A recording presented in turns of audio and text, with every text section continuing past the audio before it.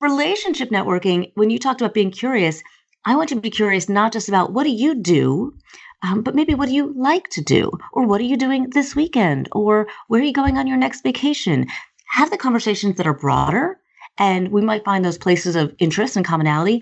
I actually did a program for Lehigh last week, and somebody just referenced Croatia. And I said, I'm going to go there. And she's like, I want to go there. And we had this whole conversation on Croatia. And she's already sent me an email saying, will you let me know after you get back? I would love some tips and tricks. And so when we have those moments, then we have a reason to stay connected.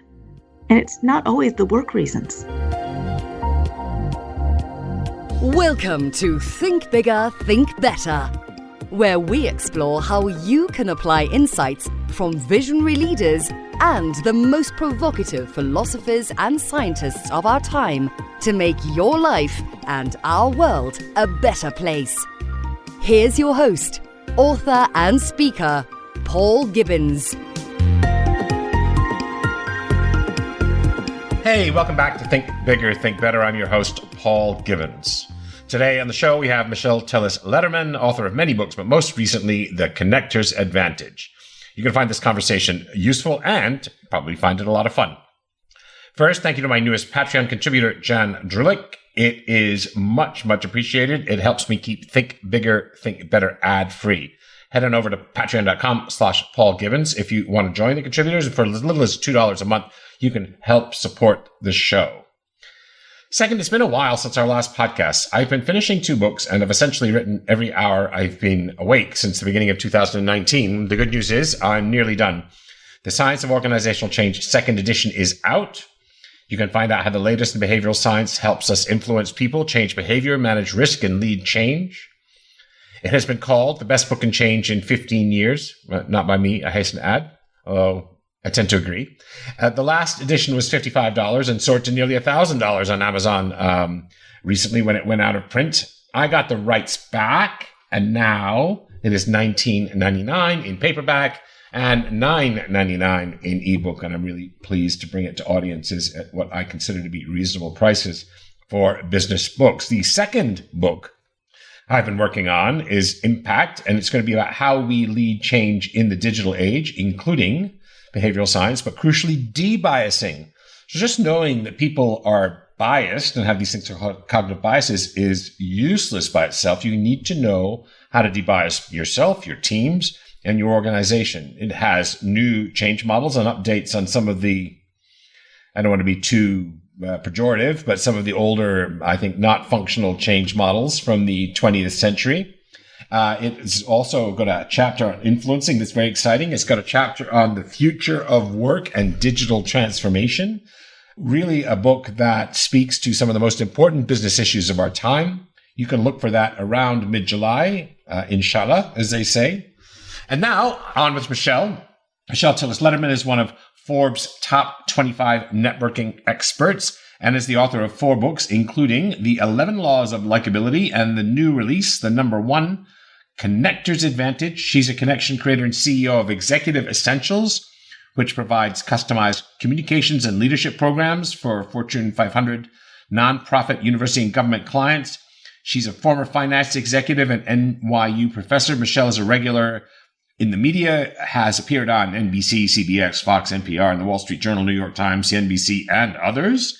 Michelle is known for helping people work better together and advance their individual impact.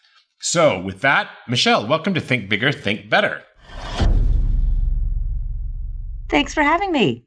Hey, so this networking, relationship stuff, I mean, I'm kind of minded. I'm kind of a business-minded kind of guy. Why does this really matter? All this connecting stuff? It matters for business more than people, I think, realize. One of the things I actually say, and I think this might help kind of give people the big picture of why it matters, is that if you think way back in time to the agricultural age, land was our most important asset. And back in the industrial age, machine was the most important asset. And in the information age, it was technology. Today's the network age. Our relationships are the most important asset we have. And whatever it is that you're working on, you're more likely to have it happen faster, easier, and with a better result than you could have ever expected if you are a connector. I'm sold. I believe that. I just wanted to hit you with something hard right out of the gate there. But I've been so lucky in my career, and it's the kind of luck where somebody that I've managed to stay in touch with over decades has gone, hey, you should connect with my boy Paul Gibbons. He'll hook you up. He's the best, whatever. So many serendipitous things like that have made my business career. All of the other stuff. It's not cool. Serendipitous. See, that's the thing. One of the things I talk about in the book right away is stories, like you just said, and stories that I'll say that sound like it's serendipitous or sounds like it's luck. It's not. It is infusing the 7 mindsets of a connector that I talk about that enable and ensure even that these things happen, because it's how we approach life. It's how we approach people. It's how we approach business. Yeah, but it's funny. You approach it in a different way. I always thought when I was first started in consulting in 1993, they said they talked about networking in our orientation course or something like that, and it always sounded like super slimy to me. Like I'd be sliming up to people and schmoozing and hoping to get something out. And that's not your take at all, is it? No, I actually hate the word networking. It has the word work in it. Really. Yeah. I say networking is just another way of saying making friends, and we all love to do that. And you're always networking. You're always connecting. You're always wherever you are. I mean, I have made friends at the dog park, on the line at the ladies' room, because there's always a line at the ladies' room. My mother meets people like when she's in the restroom after the movie. Like that's her place. But on the playground at the kids' school, at your religious affiliation, like wherever you are, like you are always connecting with others. It's just that conversation that we have, and you just never know where it leads. I've actually made business contacts chaperoning my kids' school field trip to the Jersey Shore, All right. So I'm going to put my cynical hat on here. I'm going to put my bah humbug hat on. But this isn't true of me. But someone says to me, yeah, but I'm really shy. That's okay. When I talk about how we connect, it doesn't have to look a certain way.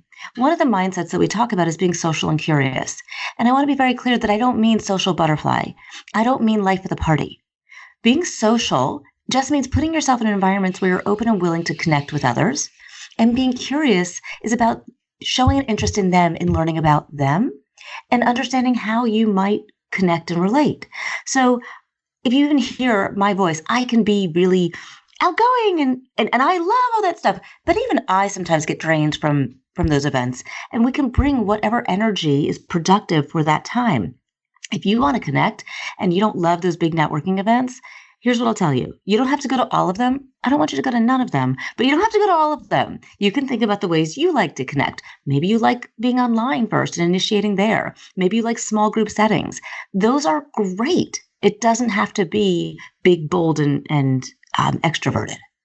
Do you know what I suspect, though? I suspect that a lot of people's shyness and anxiety about these things is feeling that they have to say something. But if I listen to you, what you're saying is like curiosity and asking about the other person. So, I mean, you can be really shy, but you can also be curious and not talk so much about yourself, but like, tell me about you and what are you up to right now? And what are your big dreams and plans and, and all of that. So the shyness might be because you're afraid that it's like about you. But if you make it about them, then, you're maybe less shy. I don't know. Is that true? Okay, so you're making me actually think about my first book, which is The 11 Laws of Likability. This book that we've been talking about, The Connector's Advantage, is the follow-up to that book. Okay. So let's go back even a little further to The 11 Laws of Likability. And in that book, I talk about the anatomy of a conversation. We just talked about, being social and curious, asking open-ended questions, getting people talking. When you are in that conversation, and if you are feeling that you don't love to talk about yourself or you're shy, think about an opening question that you might also be willing to share some information about and that you're really actually interested in. And so once they start talking, you have two options, and you want to do both. You want to listen and probe, ask additional questions, but not interrogate, show the interest and explore where they're taking that conversation. But you also want to listen and share because I always think of a conversation a little bit as a dance. Right? You lead, I follow, I lead, you follow. We have a back and forth. It's a give and take. And we don't want it to be all one-sided, all information coming at us. We want to give information out as well because we want everybody to find those points of connection, those you too, me too moments. Right. Yeah. And so, we talked about the fact that I don't love the word networking. So I coined a new phrase for it, which is relationship networking. Because the publisher said I had to have the word in for SEO. So God bless them, right? So relationship networking, when you talked about being curious, I want you to be curious not just about what do you do, but maybe what do you like to do? Or what are you doing this weekend? Or where are you going on your next vacation? Have the conversations that are broader, and we might find those places of interest and commonality. I actually did a program for Lehigh last week, and somebody just referenced Croatia. And I said, I'm going to go there. And she's like, I want to go there. And we had this whole conversation on Croatia. And she's already sent me an email saying, will you let me know after you get back? I would love some tips and tricks. And so when we have those moments, then we have a reason to stay connected. And it's not always the work reasons. Right. So that was the 11 laws of likability. Why don't, for listeners who may not have read that, why don't we give them 2 or 3 of those? A little sample. The good news is that I summarized the entire book in chapter 2 of my new book, The Connector's Advantage, because it does play off of it. We do build on the concepts. The original book was really what would you do before, during, and after a conversation. And so we moved from authenticity to self-image to perception and energy, so we are in the right mind frame for connection. The conversation is curiosity, listening, similarity, and mood memory. And then after the conversation, we have the laws of familiarity, giving, and my hardest, patience. Oh, yes. Well, you're from the East Coast, right? Come on. Yes. Come on. Get on with it. I'm a Jersey girl. Right. The Showa. Are you near the Showa? I'm closer to the mall. I think when I first spoke to you, I think we found out we have a Jersey connection. I spent some of my childhood in a place called Bloomfield, New Jersey. Is that anywhere near you? It is. I actually dated a guy from Bloomfield, New Jersey for about 8 years. Oh my God. That's weird. My memory of it, even though I was 4 when we left, or 5 when we left, is kind of a Stepford Wives kind of town. I don't know if that's true. It's not anymore. I couldn't speak to back then, but I have never felt that way about it. Yeah, it was in the 1960s. But anyway. Before my time. Right. Well, I'm glad to hear that. I'm going to be 60 years old soon. This is an old dog trying to learn some new tricks right here.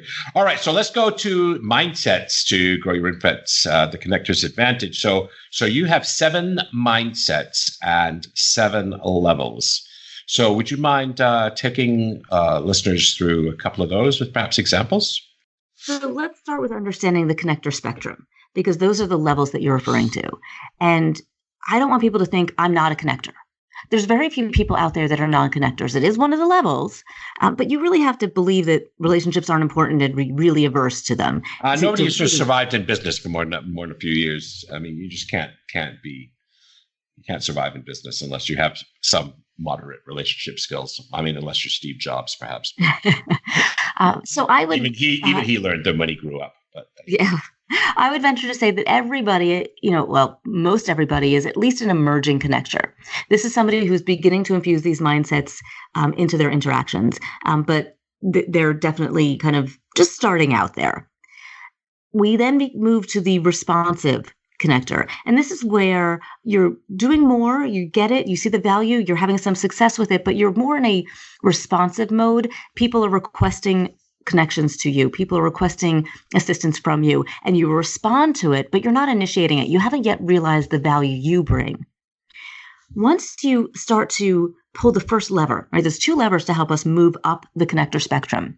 And the first lever is to initiate or to respond. So emerging in a responsive connector, they're more in a responsive node.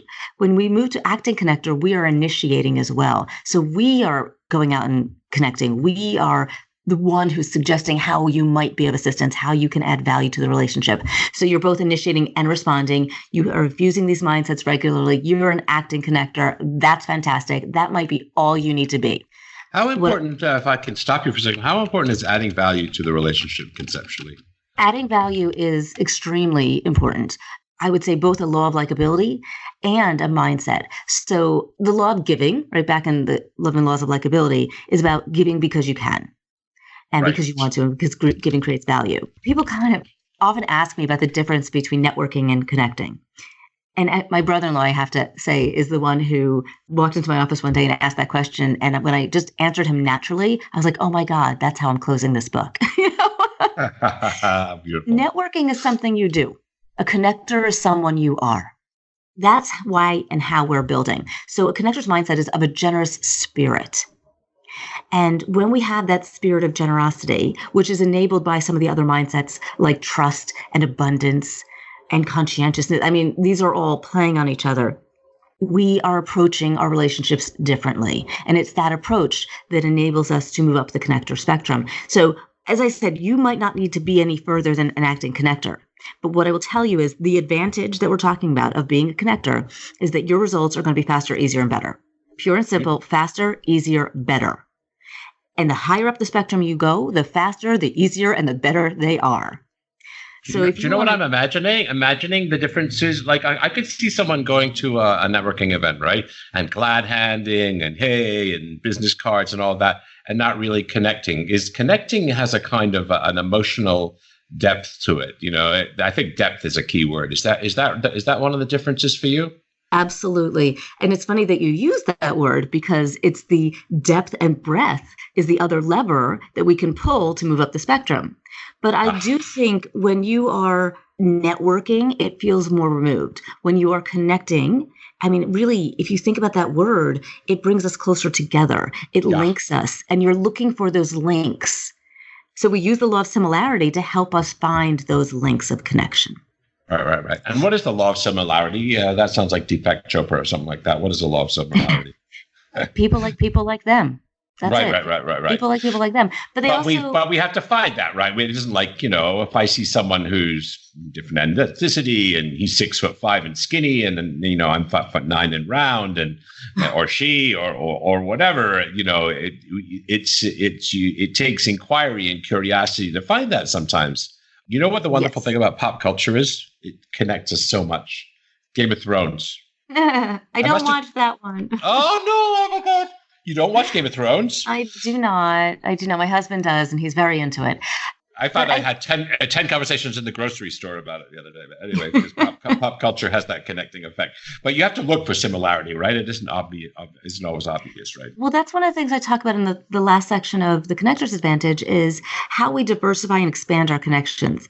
Because I want to make sure I come back to the end of the spectrum, because the breadth and depth of our connections and expanding and diversifying, that's critical to get to the highest levels of connector. So if you have a depth of connection in a certain industry or geography, you're what I call a niche connector. If you ever say about somebody, oh, that person knows everybody in so-and-so, that's a niche connector. So everybody in finance or everybody in New Jersey or everybody in this company, whatever it might be, they're a niche connector. That's the depth. When you become a super connector is when you also have breadth. And when you are in all industries, in all geographies, in all demographics, in all geographics, it's really expanding up and down the ladder. And that gives you access to be able to help people and to get information faster, easier, and better. And if you cross your country's borders, then you're a global super connector. So those are the 7 levels. But what you talked about in terms of expanding and diversifying connections, I want to highlight one tip I give. And that is that we need to call out the similarities and not focus on our differences. And I think it's a very timely statement. But we are so in tune and so aware of how we are different. It's what we look for. It's what we see first. We have to make the effort to find the similarities. And similarities can be common interests, right? Game of Thrones. It could be common values. It could be common experiences. Common dreams or goals. There's so many ways that we can find commonality that aren't visible, and we have to look for them. Yeah, and that's so interesting in such polarized times, because there's polarizing figures in our politics in the United States, well, and in England as well, right, with Brexit. But there are polarizing figures too. And so my mindset could be, I hope this guy's not a Trump guy, because I have no time for those. So that's a difference that I'm looking for difference. I'm looking to distance myself. But, I might like golf, or he might be interested in, history. I'm interested in history. So I can approach it with one of two mindsets, right? Like, how am I different or how might we be similar? What might we share? And if we are focusing on the differences, what I would say is, what can you learn based on those differences? So rather than being afraid of those differences, be curious about those differences to learn and to connect on those points as well. That's very grown up. That's very If you'll permit me a 10-second commercial break, Think Bigger, Think Better survives only because of the goodwill and support of its Patreon subscribers.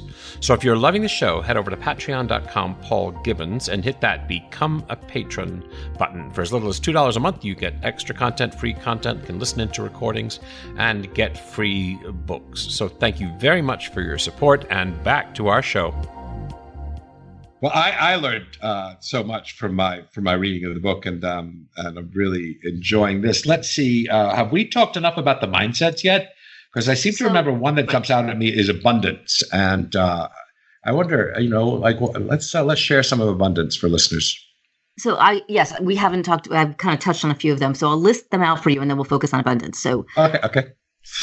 Connectors are open and accepting. Yep. They have a clear vision. Yep. They believe in abundance. They trust, they're social and curious, which we did talk about. They're conscientious, and they have a generous spirit, which we also touched a little upon. Abundance is actually one of the most challenging mindsets for people, and myself included. It is difficult to come from a place of abundance and to believe in abundance because we have proof of scarcity. Whether it's scarcity of resources, scarcity of opportunity, scarcity of money, we see it. And if I go back to my finance days, one of the things that I might not have shared in my bio is that I'm a recovering CPA. Oh my God. I spent a decade in finance. And when I started in finance in the early 90s, there was only one female partner in the firm. And there wasn't a lot of female senior managers. But yet there was 50% of our starting class was female. Oh, and what we saw was there wasn't a lot of women reaching back to help other women because it was competitive. It was, well, there's only room for one at the top. It's going to be me, not you. I'm not going to help you. It was a very scarce mindset. A scarce mindset comes from experience. It comes from, and I always say that it's an anecdote to what you didn't have. Like I chose accounting because finances were scarce when I was growing up. And so I chose something that would not put me in that position. So abundance isn't about a Pollyanna attitude. Abundance is about the belief that it doesn't always have to be the way it is. So if I were there in finance, rather than saying I have to claw my way against all of these other people, I could say, well, just because there's only one partner now doesn't mean there won't be more partners down the road. So believing in the possibility for more, believing that there is enough. I like to view everybody as a strategic partner rather than a competitor. It opens up opportunities. I try not to compare myself in relation to other people. It still happens. Mm-hmm. And I share a story in the book where I was so jealous of one of my colleagues for this client she landed, and it was so cool. And it was a sports thing. And I was like, I like that sport. And, you can't help that moment of envy. And that's okay. That doesn't mean you're coming from a scarce mindset. It's how you act on it. So when we are coming from a scarce mindset, our decision-making is based on fear. When we're coming from an abundant mindset, our decision-making comes from possibility. Listeners won't know that you and I spoke a couple of times before this or something like that. And we weren't previously acquainted. And I experienced you as like one of the most abundance-minded people I've ever dealt with from the very get-go. Like, what you can do for you, and you're writing a book, and here's a reference, and here's my friend Marshall Goldsmith, and this and that, and my friend has Dory dinners, and do you need a proofreader? Hey, I've got someone for you like that. And then we had a couple of email exchanges, and you're like, let me know when your book comes out, and I'll share it. That's like, from my point of view, that's who you are. And for me, it leaps out as being, you're someone of like a tremendous, who's very, very successful in her own right, but not successful because you're grasping and trying to see how much you can get from the world. But you're someone who's out in the world going, what can I offer? What can I contribute? What can I give? How can I nurture that? So, I mean, for me, you totally live it, maybe not all the time, but for me, that you totally live the abundance mentality from my point of view. Anyway. Well, thank you. I appreciate that. And, and I think some of the examples you gave also show the idea of a generous spirit, but also conscientiousness, because I didn't offer or provide anything that I didn't think I could follow through on. And I manage expectations of, well, here's what I can do, and I can't promise somebody will respond, or things like that. So I think you just kind of captured the epitome of what a connector is, because it is as you said, it jumps off of you. It's who you are. It's how you interact. And yes, it is how I think all the time. Because when you infuse these mindsets, it shifts the way in which we interact rather than having to go, okay, now I'm networking. Now I do these things. It's just how you are. One of the most senior business people, he ran one of the big hedge funds in the world, one of the biggest hedge funds in the world. So he's like a pretty big cheese. I spoke to him for half an hour. I can't remember what it was about, but anyway, it was a while ago. It was a few years ago. But anyway, but what I do remember is after the meeting with him, I had 5 names.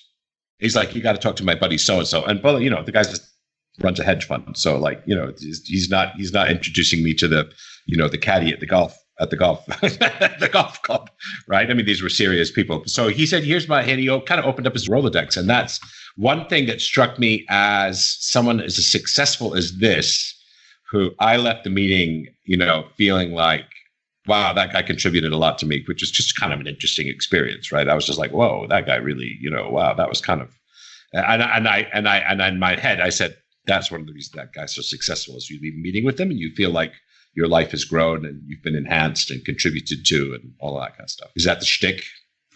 It's funny. We're jumping between the two books. There's a couple things that he did. Yes, he had a generous spirit. Yes, he had the mindset of a connector, but he also created mood memory. Mood memory is the idea that people remember more how you make them feel than anything that you said. Right. Yes. He made you feel elevated. He made you feel empowered, and he made you feel like there was possibilities and that you were valued enough for him to make those introductions, that you felt worthy. I mean, there were so many things that you walked away from that meeting feeling, and that's what mood memory does. Fantastic. I didn't have the distinction, or I didn't recall the distinction. Was mood memory from the 11 Laws? Mood memory is from the 11 Laws. And I haven't read it. I've only read the connections. That's really cool. Well, but no, that explains how I felt at the end of that meeting. And so when we talked earlier, so full circle now, you said that connecting has an emotional impact. Well, mood memory is the key and the start of that emotional impact. So these laws of likability enable the connector's mindset. So here's one panic I have. I'm really, really good, and I expand my world. Right? I expand my connections with people. I expand my network. I'm a contributor. So, I'm oriented towards abundance and trust and conscientiousness and offering. And my email, I already got 400 emails a day. Now I'm about to get 600. So is that an anxiety when you talk to people about this? You talk to people, you're on the stage all the time talking about this stuff. Is that an anxiety you find that people have? It's like, I'm just going to be swamped with all of this incoming, the way the world is these days. Is that an anxiety? I haven't. It's one I have, right? I mean, I'm like, I don't want to talk to any more people. Shit, I'm overwhelmed as it is. I'll be honest with you. I have. The more I am out there, the more challenging it becomes for me to say yes to everybody. And I used to give people an hour, and then it turned to 30 minutes. And now I'm kind of getting towards 15 minutes because if I'm trying to give that 15 minutes of help, there's more requests coming in. And so it does become challenging. I haven't had that being told to me from audiences yet. But I think, again, that comes from a place of fear. But when we talk about being conscientious, and I think this is important, connectors do what they say they're going to do. They follow up, they follow through. So to be a conscientious connector, you need to be very clear on what you're willing to say yes to and what you're willing to say no to. And so if you have a concern of being flooded with requests, have in your mind what your boundaries are or what your criteria for a yes is. Right. My husband literally had the word no on a sticky note attached to my monitor for over a year until the sticky gave out.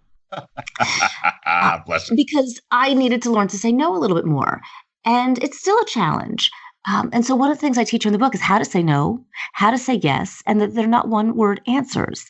But I've gotten better at saying no, but giving somebody the possibility of a yes down the road, or how do they get a yes? And recognizing that I don't need to feel bad about a no because I'm saying yes to something else. Well, there's a distinction that I teach in one of my classes on communication. You've got to say no, so it's no to the request and not no to the person. Hey, why is having one of your mindsets is clear vision? And it's something that I really got something out of when we spoke earlier. So having a clear vision, why does that matter? You're not going to get the connector's advantage if you don't have a clear vision. Because How come? Connectors know what they want. And they're willing to ask for it. And they're willing to ask for help to get it. But if you don't know what it is that you're working towards, how are you going to get that result faster, easier, and better? So I guess, yeah. So if you know what you're about and what you're dedicated to and where you're heading in life, it's easy for people to contribute. But if you're like all over the place, then they don't know how they can contribute to you. Is that the sort of summary? Right. So I always tell people, always ask, what are you working on? Who do you want to know? How can I help you? If you don't have an answer to that question, then what about when they ask you the same question? How are you supposed to get what you're working on faster, easier, and better if you don't know what that is? And it doesn't have to be your 10-year plan. It could just be, hey, I'm looking to connect with this type of person. Or right now, my goal is I want to hit 100 reviews on Amazon. So if you've read the book, please post a review, whatever you think, honest reviews. That's my goal. I haven't written a review of your book on Amazon. Okay, I have to do that. See, I just got one more. I'm going to put that on my list. It's just surprisingly hard to do. Well, you didn't even ask. You just sort of obliquely mentioned it. But anyway, review the convictor. Well, that's what's called the non-ask. So one of the ways that because sometimes people struggle asking for things. And so in the book, I talk about how to ask that doesn't put a relationship at risk. The non-ask is basically sharing what your objectives are, your goals are, and then seeing if they respond. Like you just did. You just said, oh, I should do that. Or I might say, hey, any ideas of how I can increase my reviews on Amazon? And you might have ideas for me. Maybe not you, but hey, this system or something. That's what a non-ask is you just say, here's what I'm working on. Very good. Very good. Michelle, we are approaching the end of our time. I want to respect the fact that you're off to go connect someplace. Where are you heading next? What's up today? I actually have 4 shows like this today. Oh my God. Really? I do. And I was supposed to have 5. I actually had to cancel one because I have a meeting out of the office. But I have 4 more today. That's insane. Do you have a newsletter or anything like that? Like, where can people find you? How can they connect with you? I love to hear from yours, and I love when you do connect with me to tell me how you found me. So the best place to start is my website, which is Michelle with 2 L's, Tillis, Tillis, Lederman, Lederman.com. From there, you can get to me on LinkedIn, which is where I love to connect. You can find my blog. You can go to my YouTube channel. I do what I call success shorties, or these short little videos. And yes, it's also a play on my height. theconnectorsadvantage.com is where you can find out about some bonuses I give if you do a BOGO, which is buy one, gift one. So a great way to connect with somebody is give them the gift of the Connector's Advantage. And then you get all these extra bonuses. So you can find those out at theconnectorsadvantage.com. That's wicked. That's cool. And how do you spend your day when you're not being a radio and podcast superstar then? Like what are you up to in the world that people can connect with? Like consulting, speaking, what have you done? Yeah, no 2 days are ever the same. Yesterday, I did a full day training program. I'm out there speaking at conferences. I don't do a lot of public where you can just sign up and come, but occasionally we have those. So if you're on my newsletter, you'll hear about them. But if you are in an organization and you think this would be valuable to your organization, let me know. I will come out there and I'll take your whole team and we'll have an experience. Yeah, imagine what organizations would be like if you can increase the level of connectivity and likability within your organization, how much like community and passion and teamwork you could release. That's amazing, right? Well, I actually was with 100 leaders from an organization yesterday. We did a program called the Relationship Driven Leader, and understanding why being a connected company with a connected culture with connected leaders leads you to a much bigger bottom line, a much happier workforce, much more productive workforce. And so it's a great program that we ran. Actually, I ran it last week as well, ran it yesterday. So it really is key to organizational success. Yeah. And especially, it's funny, one of the things I say in my new book that's coming out it's supposed to be coming out at the end of this month. I think it's going to be the end of the next month. But so one of the things I say is that there's a certain paradox in that we have a world which is more and more technologically enabled, but paradoxically, the human is becoming more and more important in our technologically driven world. It's some profound shit, actually, I have to say. But anyway, I just spent yesterday writing about artificial intelligence for the whole day. Oh my God, that was a head bake. But so that's really cool. And one of the things that's really disappointing to me is that you don't watch Game of Thrones. However, what do you watch? Tell us about some guilty pop culture habit you have. You listen to Justin Bieber? General Hospital. General Hospital? I've been Oh my. watching since, I mean, I remember Luke and Laura's wedding in 1981, put it that way. I remember that in the 1960s, that my mother, when she was a stay-at-home mom, watched General Hospital. And Days of Our Lives, that was another big one. Yeah, just General Hospital, and I've gotten my 13-year-old son hooked on it. It's fabulous. We watch it together. I've never heard that before. That's very cool. You know, when I ask people to share something personal about them in these podcasts or something like that, I get the most amazing answers from people. People are just a trip. Like there's this guy who's like super nerdy AI machine learning kind of guy. And I was expecting him to say, you know, like he plays chess or something like that. And he's like, I grow flowers. I was like, what? You know, but people are like that. People are quirky and people are interesting and people are fascinating. So pop culture is General Hospital. Anything else? What else is a little quirky, a little unusual about you, just to give people, besides the fact that you're 4'8", which is 4'10". I'm up to 4'10" and a quarter. My bad. But it's actually one of the reasons why I never learned how to ride a bike. And I tried learning in my 40s, and my husband, I actually just saw this. I just posted on Facebook because my kids learned their first 4-letter word when I was trying to ride a bike in front of my house and fell over. And it was on videotape of my child saying sugar honey iced tea. That is very well. I had to say, like, having talked to you on the telephone, you sound taller. You know, it's such a pleasure to have you. You've been so since we connected a little while ago, you've been such a great help to me, and you're always always an offer, and your programs. Let me rattle off a few of them: the relationship-driven leader, and how to get what you want, influencing others, get connected, get ahead, relationship networking, building your brand, boost your likability, the lost art of conversation in the digital age. I mean, those sound like fascinating speaking. And it sounds like to me like you run consulting programs and organizational engagements based on them too. Yeah, I will come in and create custom programs. We do coaching hybrids. I'm here to help. Yeah, well, I mean, it sounds to me, again, we live in an age where it's very hard to use a crowbar to pry our teenagers from our phones.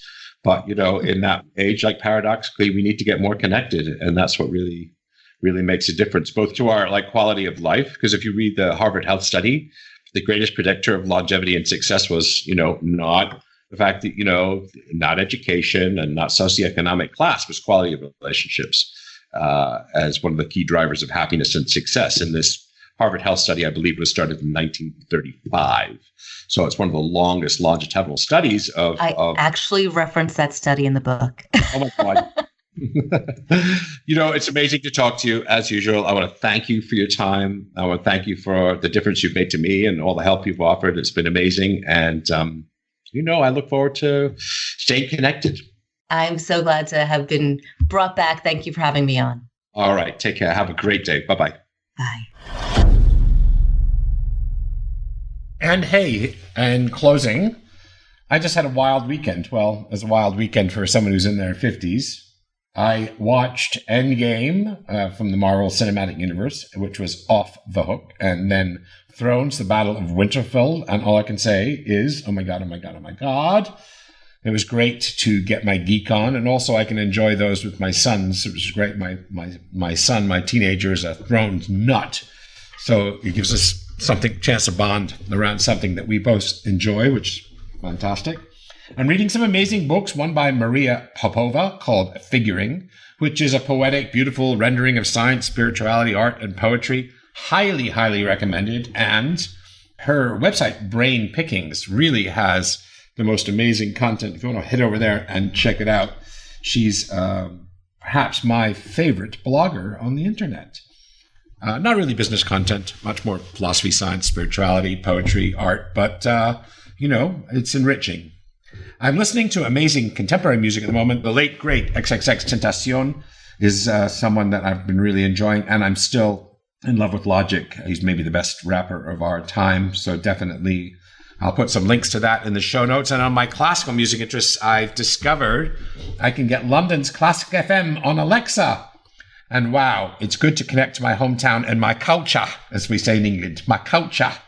I've added a link to Voces 8's recording of Lux Eterna by Elgar in the show notes, and I hope you enjoy that beauty as much as I do. It's just one of the most beautiful recordings I think I've listened to in this century, the 21st century. And I'm not exaggerating. It's amazing.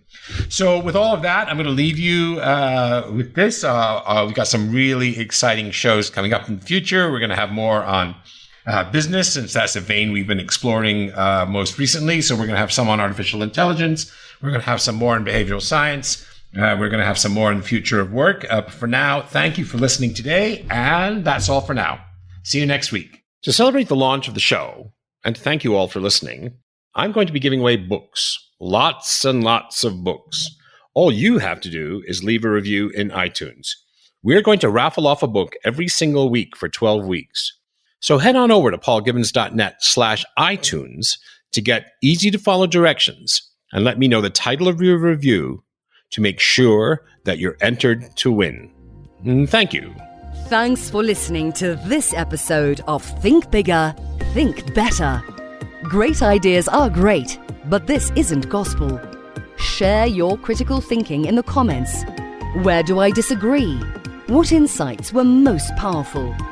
If you got value, don't forget to share the value by sharing the podcast.